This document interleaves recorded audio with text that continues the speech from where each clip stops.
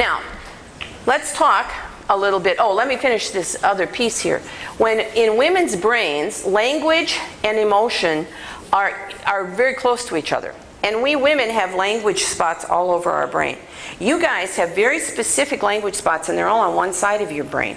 If you have brain damage on that side, it's very difficult for you to get language back. If we women have brain damage, it's easier for us because our brain can rewire itself. There are a lot more centers, all right? You guys, your emotions are in what's called the amygdala of the brain. It's a totally different part of the brain. When we women say to you guys, well, just talk to me about your feelings, you can't do it because you have to stop, think, go to the place in your brain where your emotions are stored, work through them, and then you can talk about them, okay? But we women think you work the same way we do, so you should just be able to, you know, free associate and talk about your emotions, and it's not true. And we have to be very respectful of that. As women, we need to know that when we talk to our boyfriends, our husbands, that if we have something really important to talk about, we set a time and we stick to the point. Because men are focused, okay? And we're doing this business. He doesn't know what you're talking about, okay? And even as we listen to each other, you guys need to know that if your girlfriend, your wife is talking to you, you should say to her, am I supposed to listen like a guy or like a girl? What does that mean? Well, it means if you're listening as a girl, you just listen. You don't have to fix it. Because sometimes we women just have to talk, all right? You guys intuitively want to fix it. That's who you are, all right? But sometimes that makes us annoyed because we don't need you to fix it, we just need you to hear us. And that's the difference. If you're listening as a guy, you're going to be in the position to make suggestions and to try and solve the problem. If she just needs to be listened to, then you can just be quiet, all right? Gets you off the hook, all right? Now, let's talk about these pheromones that I talked about, that we women and you men, P-H-E-R-E or O-M-O-N-E-S. They are scent molecules of affiliation. 8 out of 10 of us can perceive them, okay? 8 out of 10. We don't know why those two people can't, but we know that there's a special nerve in the brain. It sits in front of the nerve where perfume is perceived, the olfactory nerve, and it was only discovered about 5 years ago because it's very fragile and it's very tiny. And when we dissected brains, we destroyed it. We would just rip the lining off and that nerve would be gone. So there was all this discussion for years. People can't perceive pheromones. Only animals can, and butterflies and everybody else. But no, we do. And there are 2 little pits in the septum of your nose. That's how you perceive these, all right? So if I gave you 3 piles of t-shirts, your t-shirts, guy t-shirts, girl t-shirts, 8 out of 10 of you would pick out your t-shirt in a heartbeat. You know what you smell like, all right? You would also discriminate, 7 out of 10 of you, guy shirts from girl shirts. Girls smell inherently sweet and guys smell like musk. That's why it's an aftershave. It's a distinctly male scent. Now, this is not body odor scent. This is the unique smell of me, and it communicates many things. Okay, and I'm going to talk about what some of those things are. All right? So, the first thing is that if I'm a mom and I'm with my new baby right after it's born, and then the baby is given a breast pad from the mom and a stranger, a newborn baby will always turn to the breast pad of its mom. It knows the scent of its mom right away because it lived in our body. It went through birth. And if we spend time together, immediately that child is already learning the scent of our family. All right? Mothers, if they were with their baby right afterwards, if you blindfold them, they can pick out their baby by scent. Fathers can pick out their baby, but not by scent. What sense do you think the father uses to pick out his baby? Touch, back of his hand. A male will immediately know, if it's been with its baby, the unique feel of that baby's hand. I think that's awesome, right? Awesome stuff, all right? Now, this pheromone, these things communicate lots of things about family and who is in our family system, many, many things. But this thing that happened with my friend and I had to do with, as I said, this business of being in this community and needing to cycle together. And this first work was done by a woman in Chicago, and she went a step further. She'd observed the women in the dorm were all cycling together, but then her friend said to her, but I think I'm an alpha female. What do you mean by that? She said, everybody cycles with me. Okay, this is even better, because you can collect pheromones and you can use them. You'd simply wear a t-shirt for 3 days and no smelly anything like soap or perfume, and then you can extract these pheromones and use them from an experiment. So she had 2 groups of women who'd never met each other or met Alpha Woman. One group got Alpha Woman's pheromones and rubbing alcohol under the nose every day for 3 months, and the other group just got rubbing alcohol. In 3 months, the women in Alpha Woman's group were cycling with Alpha Woman, and the other group was still on whatever cycle they were on, with the exception of the women in Alpha Woman's group who were contracepting. When we are contracepting, it destroys this ability, all right? We are in theory on somebody else's cycle, and so we do not cycle and respond to these pheromones, all right? Now, God gave us women a unique gift here, and that is that we women, when we meet a guy, all right, we are perceiving his pheromones. And some will smell really good to us and some will not. Now, just because he smells nice does not mean you should marry him. That's only the first cut, all right? But he's worth looking at, all right? Because when we are attracted and we're not contracepting, we're attracted to a male, okay, who is a complement to us. There's only a little overlap. And what does this have to do with? It has to do with something called the MHC complex. These are the immune system markers that are in all of our cells. We perceive this male to be a good fertility possibility for us. Nature equipped us with this ability, all right? Equipped us. Now, if I am chemically contracepting, it changes my preference. And I am now attracted to a male, by scent, whose immune system is very much like my own. This is a fertility challenge, all right? If this couple marries, they're going to have trouble once they're done contracepting with conceiving. They're more likely to have miscarriages. They're more likely to have trouble conceiving stillbirths. Why? Because we are too much alike. And this is stuff now that the ecology people are writing about. They believe that across the world, where there are millions and millions and millions of women using chemical contraceptives, that we now have a generation of autoimmune compromised children. But remember, we're at least 3 generations in. We have more kids with asthma, we have more kids with allergies than ever before, and more sick kids than ever before. All right? There's a man by the name of Alexander Sanger who wrote a book called Beyond Choice. He is Margaret Sanger's grandson. He is Mr. International Planned Parenthood. He wrote a book called Beyond Choice. He described this is the first place I saw this information. And he said in there that the pill is horrendously bad medicine for the human race because it has changed our reproductive history and no one told us. Those are pretty strong words, all right? Very strong words. Now there's another issue here. If I am not pregnant and I go off the pill, I no longer find this man attractive to me. I might still love him, but he smells adverse. This will destroy people's intimacy. I know many people who, after hearing this talk, have come to me and said, oh my God, that's what happened in my first marriage. This will destroy your intimacy, all right? Because you don't smell good to each other, all right? Now,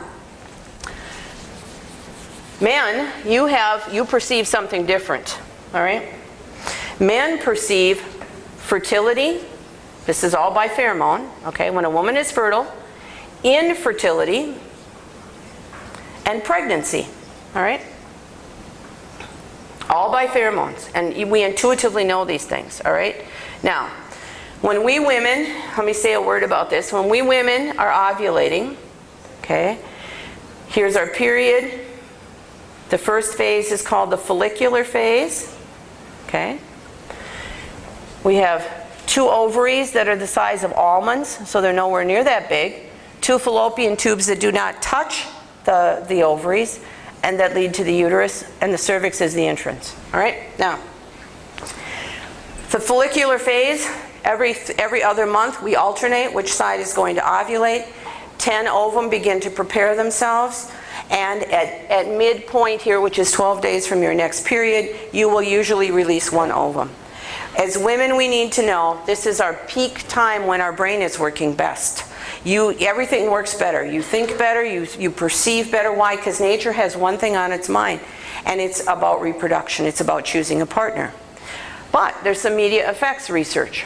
They showed women who were ovulating erotic movies. All of them had an erotic response.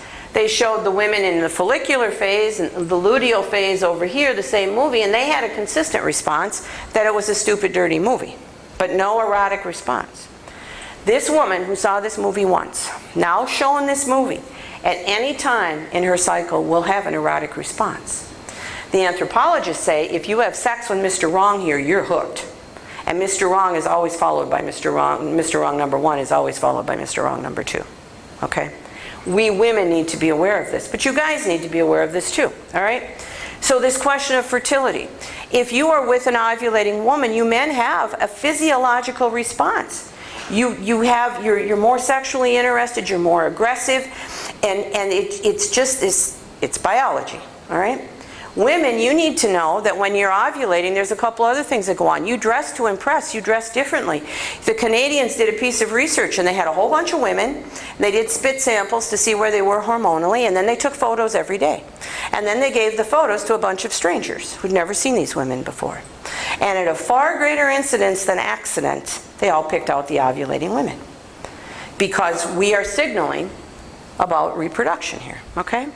And it's also the case that if I am not chemically contracepting, and I show you pictures of males versus women who are chemically contracepting, no real males present, the chemically contracepting women pick out the guy with the rugged, very rugged face, Mr. High Testosterone.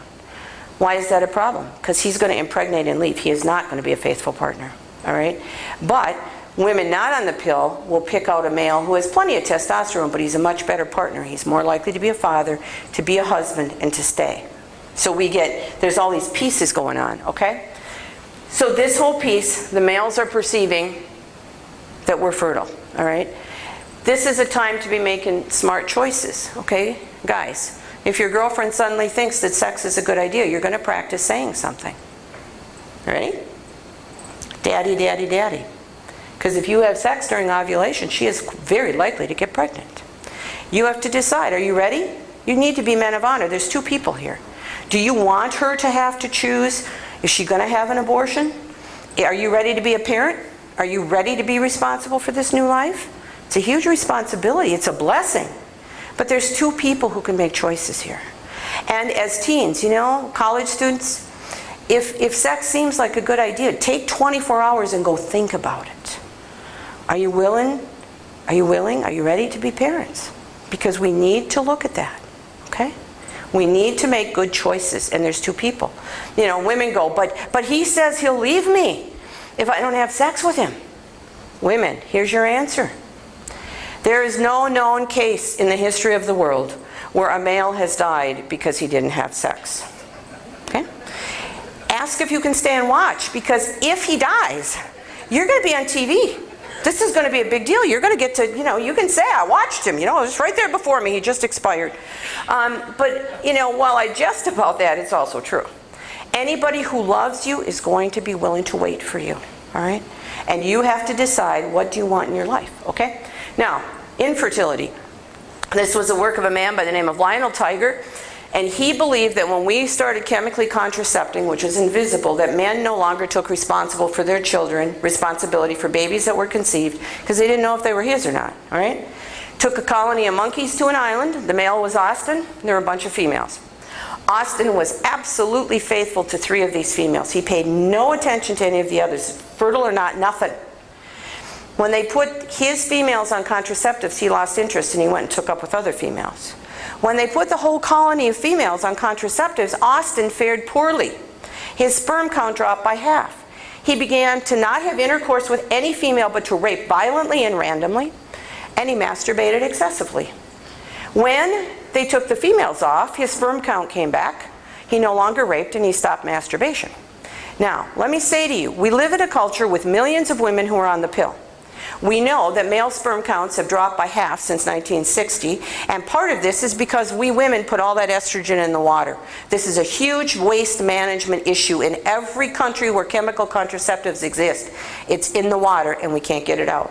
You men have suffered because you've lost 50% of your fertility since the 1960s. Your sperm counts have dropped very radically, and there are malformations in terms of genitalia and stuff because we can't get away from the estrogen. It's there. We drink it. It's in the water. Okay?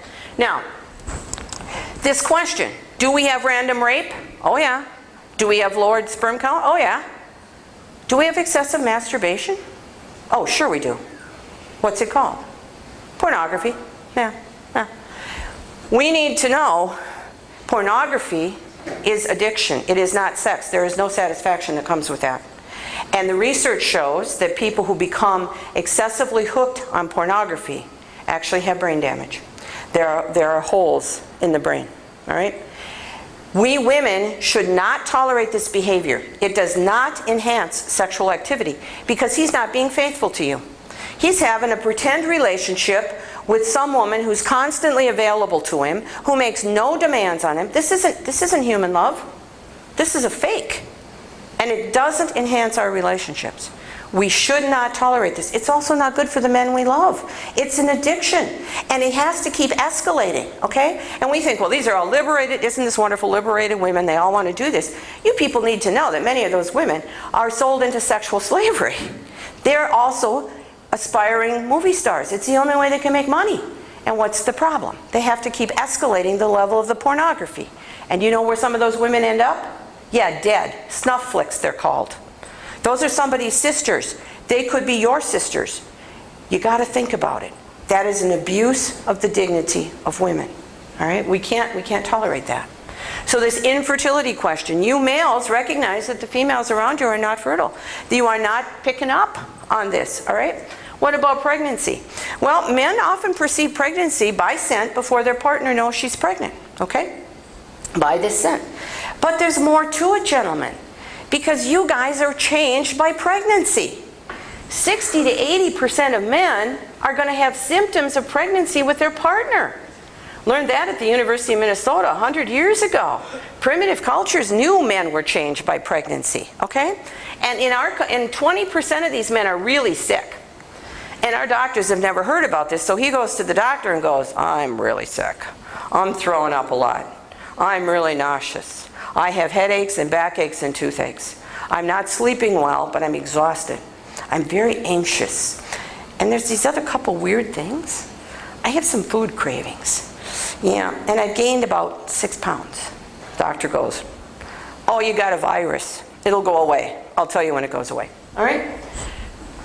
6 weeks before the baby comes, here's what happens to the father. His testosterone drops like a rock. He's more likely to stay. He's more gentle. He's more caring. His estrogen goes up. Because yes, men have estrogen. It makes him kinder and gentler when we women need protection because this baby is going to be born soon. All right? He gets a large dose of something called cortisol. That's our stress hormone, but he's not stressed in terms of being massively stressed. He's stressed enough to be protecting. And this hormone, interestingly, also has to do with bonding. Okay? Then he gets a large dose of vasopressin. Now let me say something about this. This is predominantly a male hormone. All right?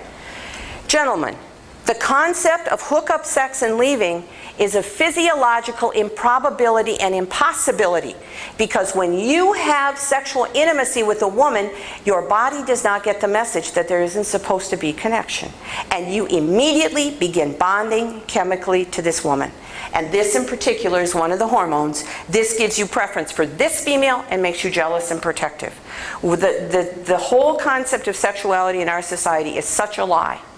We can have sex without consequence. We can walk away. No problem. No, our body is changed by every active sexual intimacy, women or men, all right? We get oxytocin, which is a brain hormone. You guys get this vasopressin stuff, and I'll say a little more about women's bodies in a minute.